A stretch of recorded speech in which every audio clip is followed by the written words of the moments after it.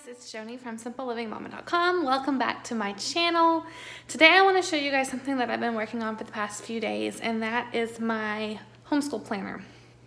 It is so hard for me to find a homeschool planner that fits my needs and is something that I can use and not feel like I'm wasting a lot of stuff. So what I decided to do was put together a few different digital planners that I already had and make my own planner. And if you guys are interested, I'm about to turn the camera around and show you what's included in mine. This is a total DIY planner, so let's get started. Okay, so this planner is actually a combination of 3 different planners. 2 of them are Charlotte Mason homeschool planners that I bought from Etsy, and then one of them is my homeschool preschool planner that I have for sale over on my blog. I decided, since I already had a comb binder, I just comb bound it all together. A spiral binder or a spiral ring would probably look nicer and fold neater, but use what I have, so that's what I have. This is the cover that I chose. It says Our Living Homeschool. Inside, I have the 2018-2019 school calendar. So far, all I've marked off is the weeks that we're doing school and then the weeks that we're going to have off. This is a free printable from Tina's Dynamic Homeschool, I believe. I just have a Charlotte Mason quote from one of the planners. Here is an attendance sheet. Something simple for me to keep up with our days. This is a page where I can just jot down easy lunches. So if I need a reference sheet, I can just look back in here. I have a book log for my 2 oldest children. I already started filling it out some. This is just another Charlotte Mason quote. Okay, and here is where I have some term planning. So I really like this because I can keep track of our artist, our composer, what we're doing for nature study, and all this other stuff that I like to do as enrichment. And I can also plan ahead for that. So I have pages for term 1, term 2, and term 3. Next, I have an area to write down the habits that we want to cultivate, a resource list for anything extra that I want to add to our current curriculum, and then a place where I can keep track of our nature walks. Here is another divider that I added, and I believe this one was free from Tina's Dynamic Homeschool too. Here is where I have all of my monthly planning. So I have like a little cover page here for the month, and then I have a calendar for each month with a Charlotte Mason quote. I just thought it was really pretty. And what I'm going to use this for is just to keep track of when we have appointments and stuff like that going on. Field trips, you know, things like that.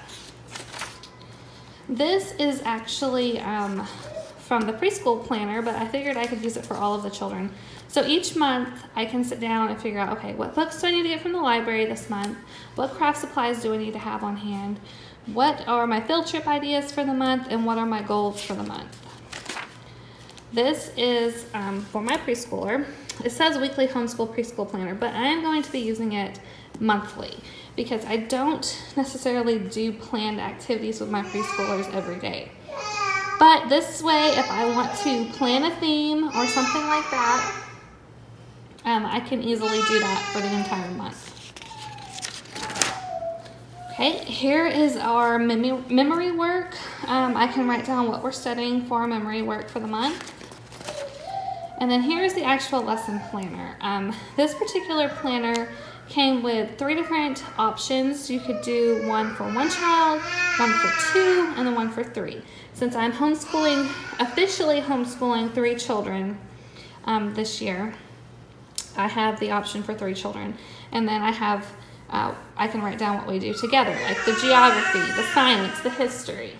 So I don't actually do prepared lesson plans. What I do is I have an idea of what needs to get done, and then once it's actually done, I can come back in here and write down what we did. That way I have a record of what gets done, and I'm not constantly getting off track, writing something down, and then we don't get to it, which is what I've done in the past. And it ends up being a system that I can't use, end up wasting either an entire planner or like, you know, since I made this myself, wasting a ton of paper and ink. I do wish that these sheets were front and back, but I had some issues with my printer, so I didn't get to print them front and back. So at the end of the month, I have a mother culture page, and this is where I could just jot down any of my thoughts, quotes that I liked, you know, anything I want to remember about the previous month. I can record it in here. So here's for the month of August. Another Charlotte Mason quote. And then the same thing. So I did that for everything, for all of the months, July through June. I added some divider pages between months that would represent our different terms. Now this is a very Charlotte Mason inspired planner. I am not a Charlotte Mason purist, but a lot of our homeschool is inspired by her philosophy.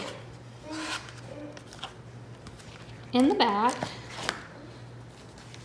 I have my, well, before we get to the homeschool preschool stuff, oops, looks like I need to fix that.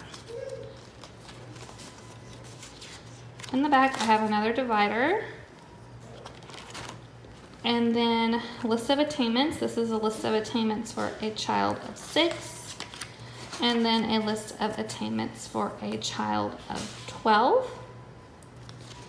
And then I have my homeschool preschool planner stuff, and basically what this is, I have a list of supplies to keep on hand for my youngest children. I also use this for my kindergartner. I have a little boy who's going to be starting kindergarten, so I kind of lump them together. He's kind of in the middle. He's doing some preschool stuff, and then he's doing some stuff with his older siblings. So I've got habit ideas here. I have calendar time ideas, and lots of different ideas, so I don't forget. Another resource list, I use Teachers Pay Teachers a lot to get preschool stuff, as well as I design a lot of things myself to use with my preschooler and kindergartner. What should my preschooler know?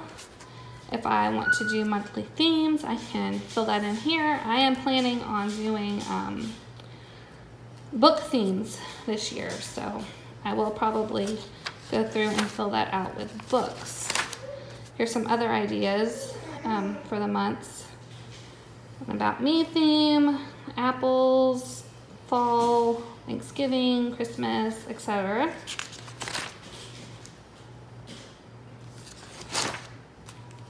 A sample preschool schedule, which we probably won't be following this because I am homeschooling 3 older children. A book list for my littlest ones, and this one I think was another form I got from somewhere. Not 100% sure where I got it. I'll link it down below.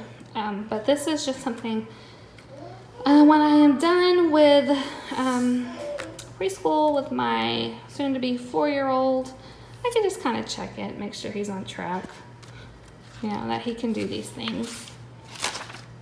And then this is another thing that I got online. It says what boys need, ages 2 to 4. My house is mostly boys, so it's definitely interesting. What they need is a little bit different than what girls need. So it's nice to have this for reference.